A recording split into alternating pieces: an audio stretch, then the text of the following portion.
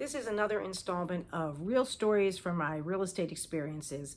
And this is about those systems that you might not be able to test due to weather.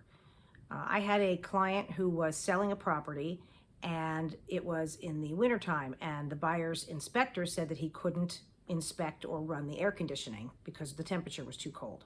So the buyers were a little skittish because they wanted to make sure they weren't buying a property that had air conditioning that didn't work. So, and this often comes up with swimming pools as well when they are not open for the season. The buyer says, well, how do I know that when I open it for the season, I'm not going to have a huge amount of repairs that are needed to be done? So what we did is we added an addendum to the contract that said that once the system could be tested, if there were issues, the seller would furnish up to, I think it was $4,000 or something, in the event that the system needed any kind of repair. It wasn't that old of a system, so that was a number we agreed to.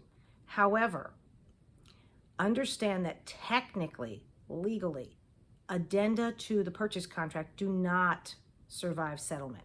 So while it ended up not being an issue and it was tested and it was fine, if you want to make sure to cover all of your bases legally, you should have an attorney draw up a separate addendum that is not attached to the purchase contract and have all parties sign that.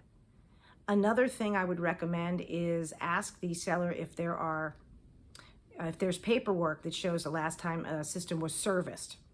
If there's a company that comes out every year to look at it and do maintenance, whether it's a pool or an air conditioning system, that can provide a certain level of comfort as well to a buyer that they're not getting something that's in poor condition. Finally, you might want to try a home warranty. Ask the seller possibly to purchase a home warranty for you. Obviously, if there's a swimming pool involved, there's a rider for that is an extra cost, but that's another way you might be able to limit your exposure. But please be aware that no matter how many inspections you do, no matter how closely you examine a house or how many things you can try to put into the scenario of what could possibly happen, there will always be things that either you haven't thought of or that end up surprising you. So there's always going to be a certain part of a home purchase that is a buyer beware scenario. So definitely put some money aside, which you should do anyway, in an account for home maintenance and repairs, because there will always be unwelcome surprises. It's part of home ownership.